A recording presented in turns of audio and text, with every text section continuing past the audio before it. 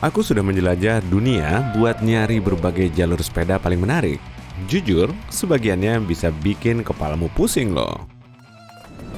Di tahun 1995, Yungas Road di Bolivia secara resmi ditetapkan sebagai jalan paling berbahaya di dunia. Berbagai kejadian tragis menimpa baik pejalan kaki maupun pengendara sepeda yang berani menjajakan kaki di sana. Bayangin, jalan satu lajur sepanjang 69 km.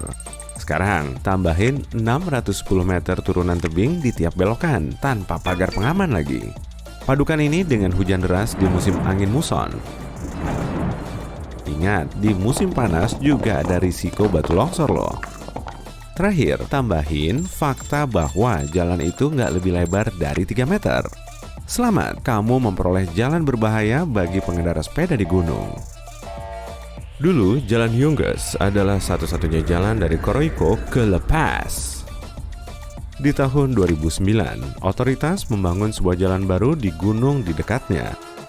Jalan raya ini memiliki 2 lajur dan terpelihara dengan baik. Jadi hari ini, cuma pekerja lokal dan backpacker yang memakai Yungas Road alih-alih jalan raya itu. Setelah renovasi selama 20 tahun, jalur itu dianggap sudah lebih aman hari ini. Semoga selamat sampai tujuan jika kamu putusin untuk jadi salah satu pengendara sepeda yang ingin mencoba jalan itu.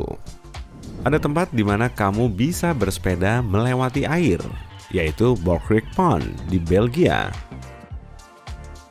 Panjang jalur sepeda itu sejauh 5 km.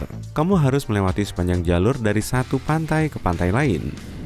Di tengahnya, air mencapai ketinggian mata di kedua sisi. Kamu bahkan bisa menyentuh air itu kalau mau.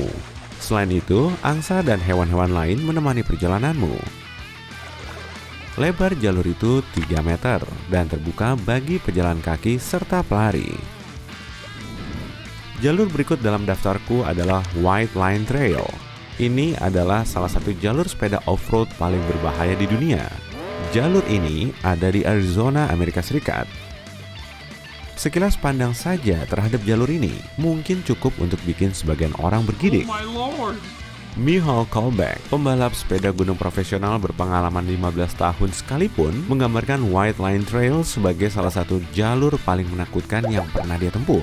Sebelum perjalanan ini, dia berjalan kaki di jalur itu dan menjelajahi area tersebut. Dia lihat jalur itu tertutup batu pasir dan terletak di tepi tebing batu merah. Goyang sedikit saja, risikonya luar biasa. Setelah menjelajahi area itu, Kolbeck keluarkan angin dari ban sepedanya agar memperoleh resistensi gelincir dan daya cengkeram lebih di tanah. Dia butuh waktu beberapa hari untuk memutuskan apa akan menempuh perjalanan itu atau tidak. Akhirnya, dia merasa punya cukup kekuatan mental dan fisik untuk menempuhnya. Dan dia berhasil. Kunci suksesnya adalah nggak melihat lingkungan mengerikan atau memikirkan potensi bahaya dan cuma fokus pada jalur itu sendiri. Dia sarankan pengendara sepeda yang belum berpengalaman agar jangan mencoba jalur ini, karena ini medan bukan untuk semua orang. Jalur berikut dinamakan Epic Ride di kalangan pengendara sepeda. Kamu harus ngikutin trek sejauh 1220 km dari Swedia ke Norwegia melalui lingkaran Arktik dan kembali cuma dalam 90 jam. Midnight Sun Randonnée, sebuah acara bersepeda sejauh 1213 km menyatukan 80 pesepeda dari 13 negara di Umeå, Swedia. Ini bukan kayak bersepeda di pinggir tebing loh. Tapi perjalanannya juga punya tantangan tersendiri. Pertama, jalur ini melibatkan pegunungan. Joe Edwards adalah salah seorang pesepeda yang berhasil menempuh perjalanan epik ini. Dia bilang, mereka benar-benar bersepeda hampir 24 jam terus-menerus. Satu-satunya waktu peserta turun dari sepeda adalah saat mereka mengecek rute dan makanan. Mereka juga nggak banyak tidur. Imbuhnya, jika makanan dan air minumnya nggak cukup, dia tentu akan mengalami kesulitan. Midnight Sun adalah Randonnée Edwards sejauh 1200 km yang kelima. Randonnée adalah perjalanan bersepeda jarak jauh. Pengendara sepeda berusaha menempuh rute tertentu dan menyelesaikannya dalam batas waktu tertentu. Kamu siap untuk itu? Kamu bisa merasakan aliran deras adrenalin berikutnya di Skotlandia. Kalin Ridgeline adalah jalur sepanjang 8 km yang berlokasi di dekat Pulau Sky. Ini juga jalur bagi pesepeda profesional. Letaknya 914 meter lebih di atas permukaan laut. Cuaca di pegunungan itu lembab dan berangin, beda dari cuaca bagian lain pulau itu. Suhu di puncaknya juga 4-5 derajat lebih dingin dibanding di atas permukaan laut. Tapi cuaca itu sendiri sangat sulit ditebak. Jadi disarankan untuk tidak berasumsi cuaca di awal perjalanan akan tetap sama dengan di akhirnya. Untuk menempuh rute ini, kamu butuh perlengkapan dan keterampilan bersepeda sekaligus hiking. Kamu bisa bersepeda menembus puncak-puncak pohon dengan mengikuti jalur Bosland. Jalur ini berlokasi di Limburg, Belgia. Orang-orang menyebutnya jalur bersepeda menembus pepohonan. Bukan kebetulan kalau jalur ini mendapat nama ini. Lokasinya di area hutan terluas tak terjamah di Flanders. Lintasan itu memasuki hutan lebat 10 meter di atas tanah. Jalur ini bertujuan untuk memotivasi pesepeda agar terhubung dengan alam.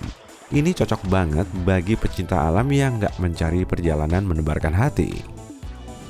Jalur Via Ferrata di pegunungan Dolomite cocok bagi pesepeda gunung yang selalu mencari tantangan baru, yang selalu memotivasi diri untuk melampaui batas kemampuannya.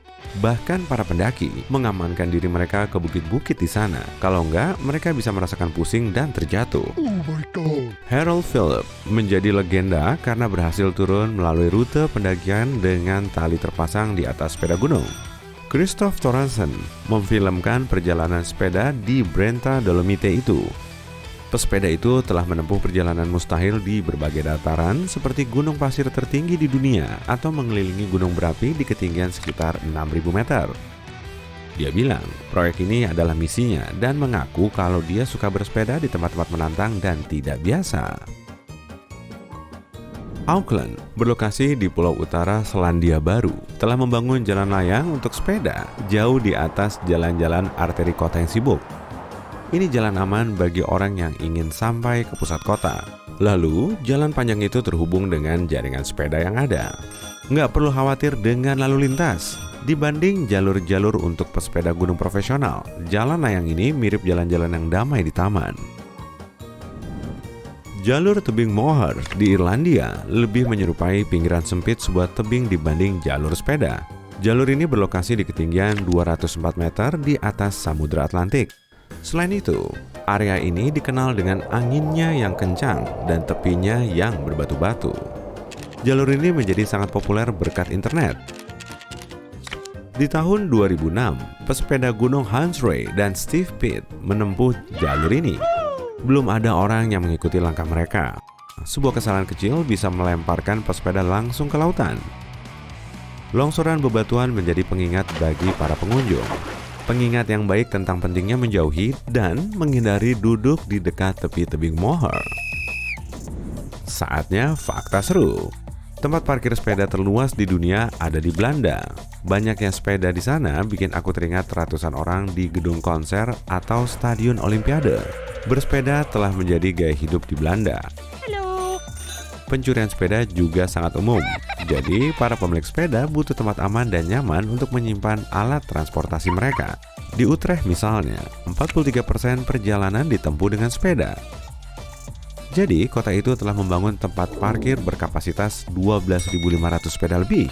Tempat parkir ini dilengkapi jalan melandai dalam ruangan untuk akses mudah. Selain itu, ada sistem digital yang mengarahkan pesepeda ke area parkir kosong. Tapi bayangin, kamu harus nyari sepedamu di antara semua sepeda warna-warni dan berbagai ukuran itu. Oh, kamu tahu nggak kalau di Belanda jumlah sepeda lebih banyak dibanding manusia? Ada lebih dari 22 juta sepeda dan penduduknya cuma 18 juta. Tulis komentar di bawah ya jika kamu masukin tempat-tempat yang ada kaitannya dengan sepeda ini ke dalam daftar liburanmu.